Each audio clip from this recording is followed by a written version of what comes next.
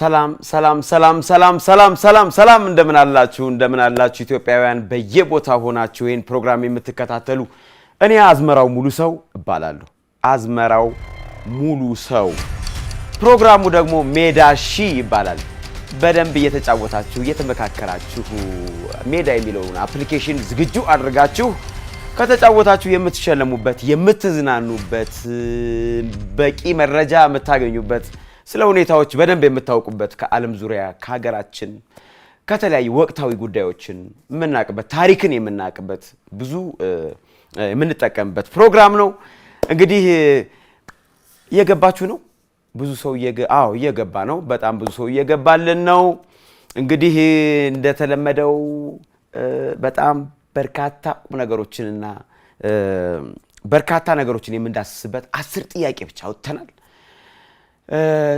ትንሽ ድምጽ ጎርነን ብሏል አይደለ መቼም ለምን ጎርነን እንደማትሉኝ እርግጠኛ ነኝ ሰሞኑን ብዙ በዓላትን አሳለፍን እኮ አይደለ እንዴ ዝማሬው አለ ሙገሳው አለ በየቦታው ትላንትና ከትላንት ወዲያ ብዙ ሴሌብሬሽን አሳልፈናል በዓላትን አሳልፈናል የሥራውም ጫና አለ ትንሽ ድምጻችን ሎድ በዝቶበት ነው የሰነበተው ስለዚህ ያው ከተለመደው ትንሽ ጎርነን ብሏል ድምጼ እንግዲህ ልመዱት እንግዲህ አንዳንዴም እንደዚህ እንደሚሆን እዩት ዛሬ አሁን በዚህ ድምጽ የማሪቱ መስፈን ከባድ ነው ምክንያቱም ተዘግቷል ማር እንዲሁም በነጭ ሽንኩርት ምናምን በደንብ ማከም አለብኝ ሰሞኑን እየገባችሁ ትገኛላችሁ በጣም በርካታ ተጫዋቾቻችን ሜዳ የሚለውን አፕሊኬሽን ሬዲ ያደረጋችሁ ትገኛላችሁ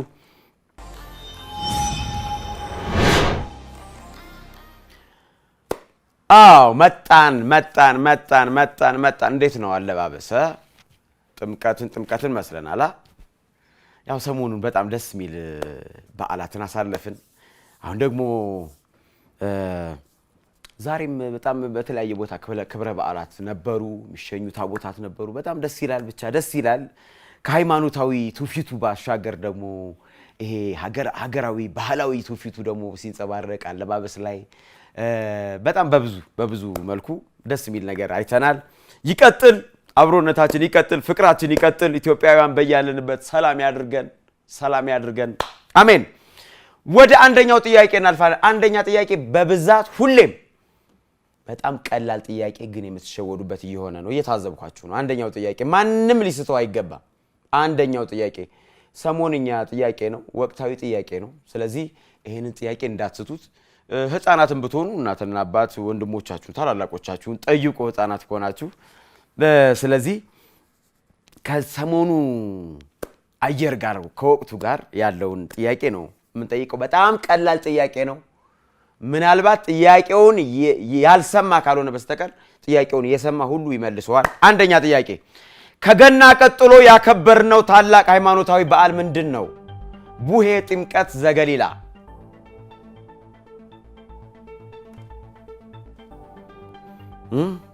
ድምቅ ብለን የሰነበት ነው በነገራችን ላይ ከገና ጀምሮ ድምቀት በአለባበስ በተለይ ደግሞ እነዚህ ሀገር ባህል ጥበቦች በጣም በሚገራርም ዲዛይን መጥተዋል ሴቶቹም ላይ ያምራሉ ወንዶቹም ላይ ያምራሉ ህፃናት ላይ እናቶች ላይ በጣም ነው የሚያማምሩትና ይሄም በጣም የሚወሳበት ወቅት ነው ያሳለፍነው አሁንም እስከዛሬ ድረስ ገና ድባቡ አላለፈም የበዓል ስሜት ላይ ነን ያለነው አሁንምና ስለዚህ ከገና ቀጥሎ ያከበርነው ታላቅ ሃይማኖታዊ በዓል ምንድነው ጥምቀት ዘገሊላ ያላችሁ ይሁን የዘፈን ሰምታችሁ ነው የዘገሊላ ዘገሊላም እኮ ከጥምቀት ማግስት ነው አይደል እንዴት ተሸወዳችሁ 107 ሰዎች ያረተው ቡሄ ያላችሁ 29 ሰዎች ያላችሁ አራተው አልደረሳችሁም እኛ ጋር ገና እዛ ላይ ናችሁ ገና ክረምት ላይ ነሐሴ ላይ ናችሁ ያላችሁት እናንተ ምን አይነት ቡሄ ከገና ቀጥሎ ያከበርነው ቡሄ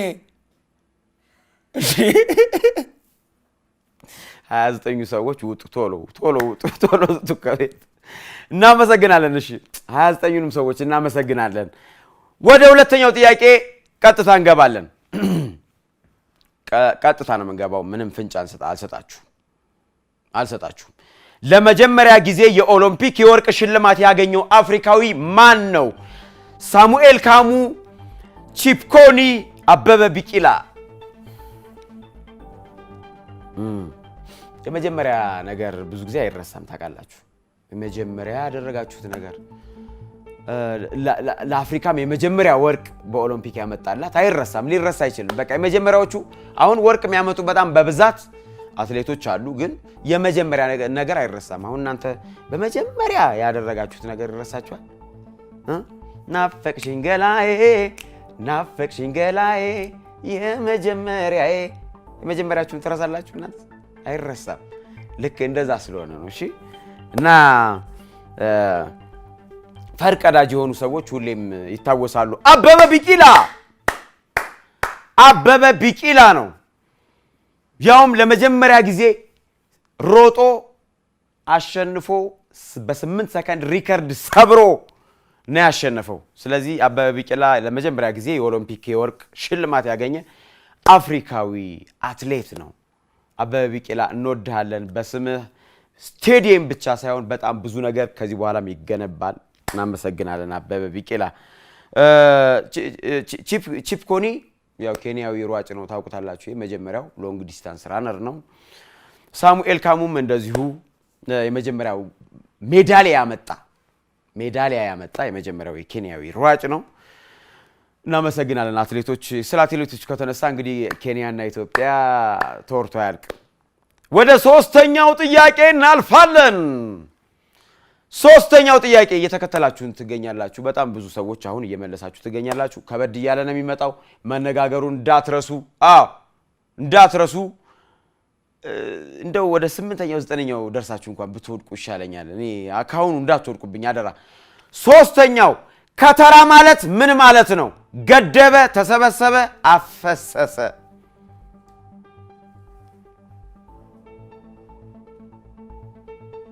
ከተራ የጥምቀት ዋዜማ ከተራ ይባላል። የመስቀል ዋዜማ ደመራ ይባላል። ስለዚህ ሁነቶች የሚዘጋጁበት አይደለ? ሁነቶች የሚዘጋጁበት ከሃይማኖቱ ባለፈም ደግሞ በጣም ብዙ ነገሮችን ትውፊቶችን የምናይበት በጣም የሚያኮራን በዓል ነው። እንግዲህ ኢትዮጵያውያን እያሳለፍን ያለ ነው። ስለሆነም ከተራ ምንድን ነው? ከተራ ማለት ገደበ ማለት ነው። ገደበ፣ ብዙ ሰው ወደቀ። ተሰበሰበ ያለ ብዙ ሰው አለ። ተሰበሰበ ያለ ሰው ብዙ ሰው አለ። ለምን ገደበ? ከተራ ማለት መገደብ። ለምሳሌ ማየውሃው ለጥምቀት የሚሆነው የሚዘጋጅበት ከዛ ጋር የተያያዘ ነው መጀመሪያ ላይ ከተራ የተባለው። ስለዚህ በግዕዝ ትርጉሙ እንግዲህ በተለይ ደግሞ የግዕዙን ወደ አማርኛም እየተረጎሙ የምናውቃቸው አባታችን ኪዳነ ወልድ ክፍሌ በጣም በብዛት ትርጉሞችን ያቀርቡልናል።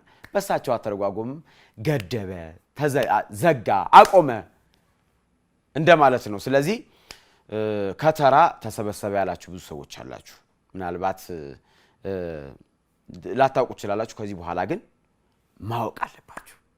መገደብ፣ ማቆም፣ ማገድ፣ መከልከል ማለት ነው ከተራ። እናመሰግናለን። እሺ፣ አራተኛው ጥያቄ በጣም በእውነት አንዳንዴ ይሄ ሳይንስ የሚባለው ነገር ምንድነው? እንቆቅልሾችን ሁሉ እየፈታ እየመጣ ነው ሳይንስ። እና ምናልባት አሁን ይሄኛው ጥያቄ ከምን ጋር እንደሚመሳሰል ታውቃላችሁ? እስኪ ልጠይቃችሁ ግድ የለም ልጠይቃችሁና ከዛ በኋላ ያለውን እናንተም እስኪ እኔ በጣም ገርሞኛል። እንዴት እንደዚህ ሊታወቅ ይችላል የሚለውን ነገሩን መቀበል ብቻ ነው ያለብን እንጂ ሲነግሩንም እንግዲህ ሳይንስ አንዳንዴ እኛ ራሳችን ሄደን እንትናንለው አብረን አንመራመርና ሚሉንን መቀበል ነው። ስለዚህ ልጠይቃችሁ ጥያቄውን እስኪ ሉሲ ምን ሆና ነው የሞተችው? በበሽታ ከዛፍ ላይ ወድቃ በግሩፕ ጸብ?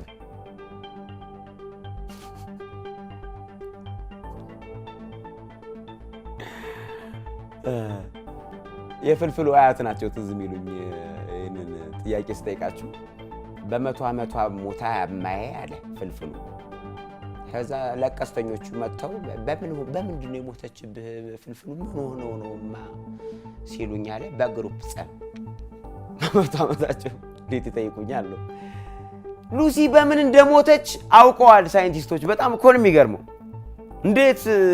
እንዴት ሆና እንደሞተች አዎ ከዛፍ ላይ ወድቃ ሁላችሁም በደንብ የሰማችሁት ዜና ነው ከዛፍ ላይ ወድቃ ነው አወዳደቋን ሁሉ እንዴት እንደወደቀች እንዴት መጀመሪያ እግሯ እንደተሰበረ ከዛ በኋላ እንዴት እዚህ ጀርባዋ አካባቢ እንዴት ሆና እንደሞተች ሁሉ በምስላዊ ስዕል ነው ያቀረቡትና በጣም ይገርማል በግሩፕ ጸብ ያላችሁ 105 ሰዎች አላችሁ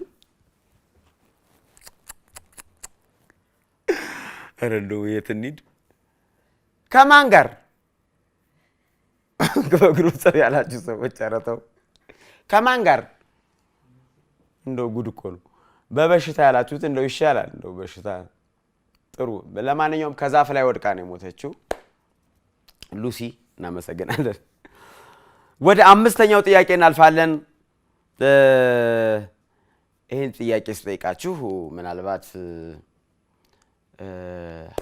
አሁን መጀመሪያ ስትቆጥሩ የነበረውን ሁኔታ አስታውሱ አቡጊዳ ተምራችኋል ብዙዎቻችሁ አቡጊዳ ባትማሩ እንኳን አማርኛ ቋንቋ ያው ብሔራዊ ቋንቋ ስለሆነ ተምራችኋል ህፃናትም ደግሞ በጣም ህፃናት አሁን ይሄን ጌም ተጫውተው አሁን በእርግጠኝነት ይሄንን እየተማራችሁ ትገኛላችሁ ሃሁ ላይ ያላችሁ ናችሁ ብዬ ስለማስብ ነው እስኪ አምስተኛ ጥያቄ ሳብዕ ፊደል የሆነው የቱ ነው ሆ ሌ ሃ ሳብዕ ሃግዝ ሁካይ ሳልስ ሐራብ የቴዲ አፍሮ ዘፈን በደንብ ይታወቃል አቡጊዳ ሄውዞ ላይ በደንብ መደባቸው የሆሄያት መደብ ስንተኛ ቃል ናቸው ይሄ ግዕዝ ነው ካኢብ ነው ሳልስ ነው ራብዕ ነው ሐምስ ነው ሐድስ ነው ሳብዕ ነው ብለን ተምረናል ሁላችን ማለት ሳብዕ ፊደል የሆነው ሆ ነው ሳብዕ ማለት ሰባተኛ ፊደል ማለት ነው ሰባተኛ ፊደል ሃ ሁ ሂ ሃ ሄ ህ ሆ ሰባተኛ ፊደል ስለዚህ ሌ ያላችሁ ሌ ራብዕ ነው ለ ሉ ሊ ላ ሌ ሐምስ ነው አምስተኛ ሃ ያላችሁ ደግሞ ራብዕ ነው ሃ ሁ ሂ ሃ ይሄ ሃ ራብዕ ነው የሚባለው ያው ሆ ነው ሰባተኛ ፊደል 1012 ሰዎች አቡጊዳ የተማራችሁ ናችሁ 289 ሰዎች ሌ ያላችሁ አልተማራችሁም ዘላችሁ ነው ያለፋችሁት እናመሰግናለን ከዚህ በኋላ ግን ማወቅ አለባችሁ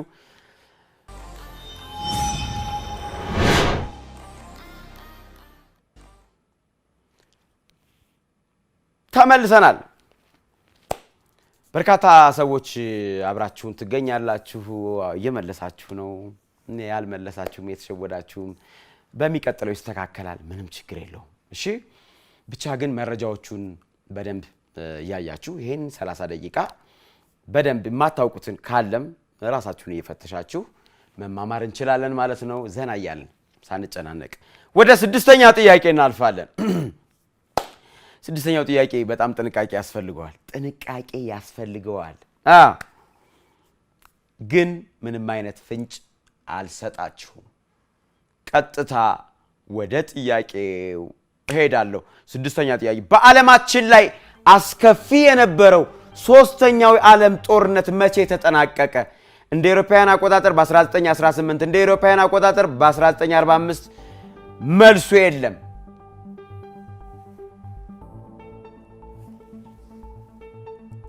ይህን ጥያቄ የመለሳችሁ ጀግኖች ናችሁ ጎበዞች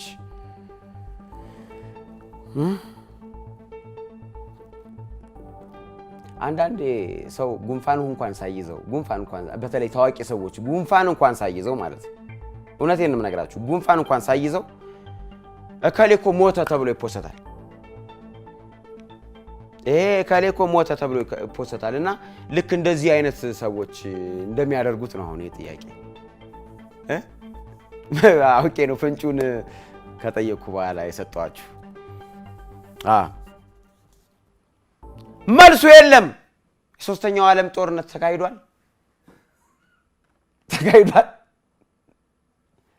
አለ ሶስተኛው ዓለም ጦርነት መቼ ተጀመረ? መልሱ የለም። 208 ሰዎች 1945 ብላችሁ ተወዛግባችኋል። 1918 ያላችሁ 47 ሰዎች አላችሁ።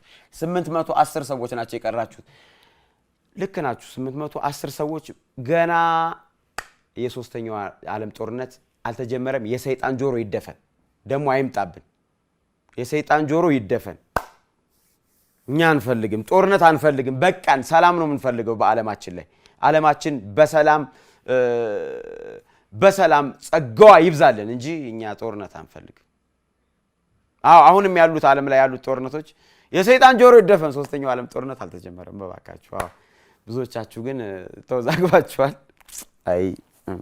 አያድርስ ነው። እሺ አያድርስ ነው። ወደ ሰባተኛው ጥያቄ እናልፋለን። ቋንቋ መግባቢያ ነው። ቋንቋ ማንኛውንም ቋንቋ ማወቅ በጣም ያስደስታል። ቋንቋ መግባቢያ ነው። በጣም ብዙ ተናጋሪ ያለው ቋንቋ ያድጋል በመግባቢያነት። በጣም ትንሽ ተናጋሪ ያለው ሰው ደግሞ ቋንቋ ደግሞ የሞተ ልክ እንደ ሰው ልጅ ቋንቋ ይወለዳል፣ ይሞታል፣ ያድጋል ይባላል አይደለ? ስለዚህ አሁን እስኪ ስለ ቋንቋ እንጠይቃችሁ። በአፍሪካ ውስጥ በብዛት የሚነገረው ቋንቋ የቱ ነው? ፈረንሳይኛ፣ ስዋሂሊ፣ አፍሪቃ።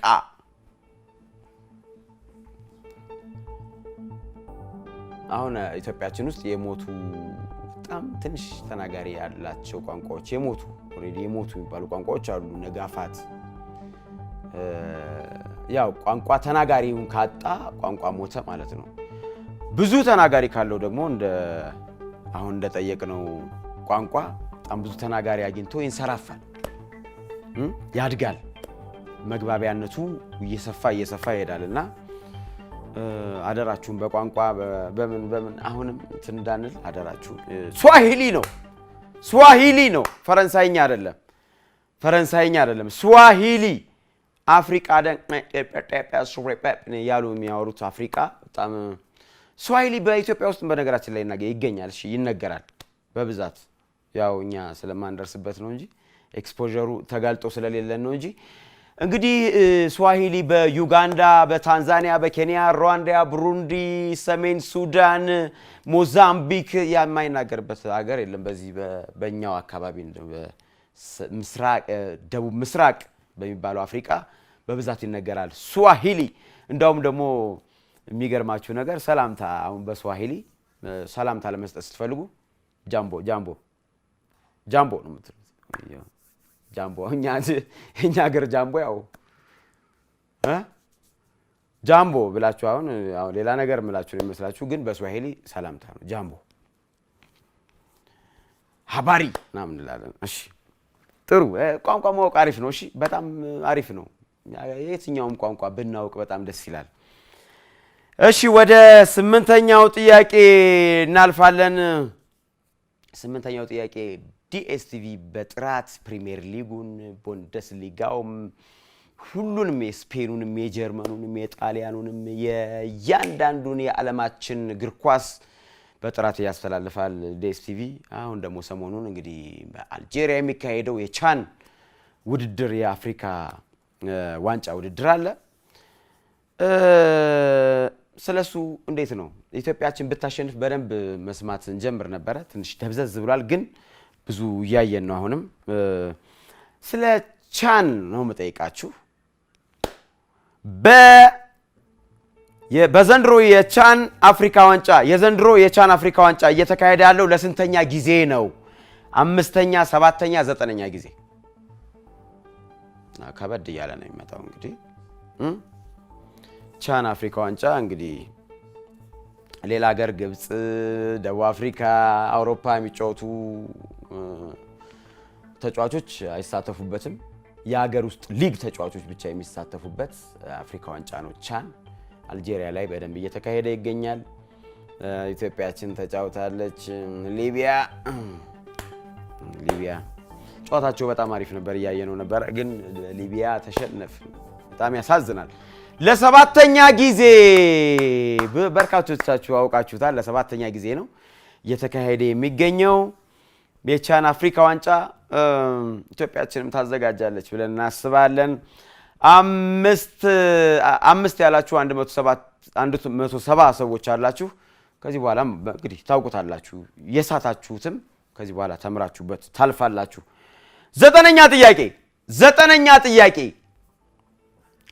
ጥያቄ የኪነ ጥበብ ጥያቄ ነው የሙዚቃ ጥያቄ ነው ግን በጣም ሰሞኑን በጣም አደጋ በዝቷል ለምንድን ነው ጠጥተን የምናሽከረክረው አረተው ለልጆቻችን እናስብ ለወገኖቻችን እናስብ ባካችሁ በኃላፊነት እናሽከርክር በየቦታው ቲክቶክ ላይ ስንገባ ፌስቡክ ላይ ስንገባ አደጋዎች በየቦታው በተለይ ሰሞኑን ባካችሁ በኃላፊነት እናሽከርክር አሽከርካሪነት በጣም ትልቅ ኃላፊነት ነው እውነት ለመናገርና አደጋ በዛ ባካችሁ ተሽከርካሪ የምትይዙ ሰዎች ኃላፊነታችሁን ተወጡ እግረኞችን በደንብ ራሳችሁን እየተጠበቃችሁ ህጎችን ያከበራችሁ በጣም ነው የሚያሳዝነው በጣም ዘገናኝ አደጋዎችን ያያየን ነበር ሰሞኑና መሆን የለበትም ባካችሁ ይብቃ በትራፊክ አደጋ መሞት ይብቃ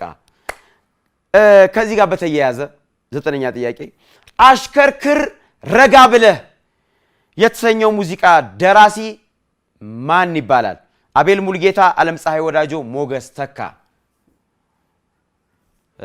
በእንደዚህ በህብረት የሚሰሩ ስራዎች በብዛት አስተማሪ ስራዎች ናቸው የታችሁ ከሆነ ስለ አባይ ስለ ሴቶች ጥቃት ስለ ግብር እንደዚህ አገራዊ ሁኔታዎችን የሚጠቃቀሱ የሚያስተምሩ አንድ ላይ በህብረት የሚሰሩ ስራዎች አሉና እነሱ አሁን ምንም ያለ ምንም ክፍያ ነው የሚሰሩትና እነዚህን ግጥምና ዜማዎች የሚያዘጋጁ በብዛት ሰዎች አሉና እነሱ ምስጋና ይገባቸዋል በእውነት ለመናገር እና ይሄ ስራ አሽከርክር ረጋ ብለህ ሞገስ ተካ ነው ሞገስ ተካ እጅግ አክባሪ ነኝ በዚህ አጋጣሚ ሞገስ ተካ በጣም ስለ ፊስቱላ ተጠቂዎች ስለ አባይ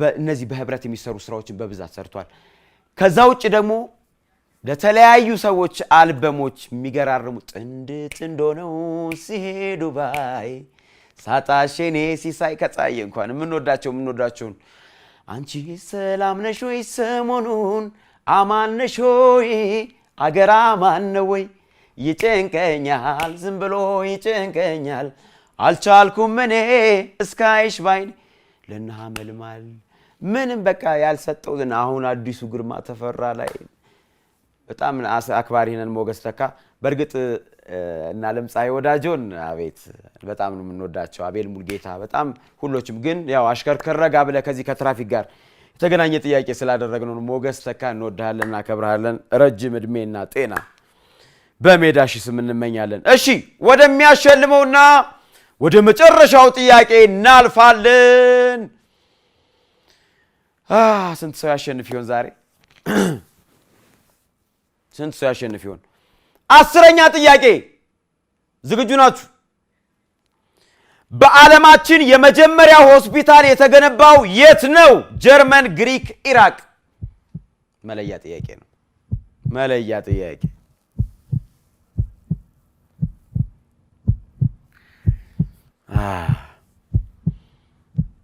የመጀመሪያው ቀደም ብያችኋለሁ የመጀመሪያ ነገር መታወስ አለበት በርግጥ እንደዚህ በሽታ የሚባለው ነገር ከኢየሱስ ክርስቶስ ልደት በፊት በዚህ ከመካከለኛው ምስራቅ ውጪ ያሉት ሀገሮች ላይ ከዚህ ከመንፈስ ጋር ምናምን ስለሚያያይዙት ብዙ ሆስፒታል አልሰሩም ነበር ኢራቅ ግሪክ አይደለም ኢራቅ ባግዳድ ላይ ነው የተሰራው 76 ሰዎች ብቻ አሸንፋቸዋል 76 ሰዎች እንኳን ደስ አላችሁ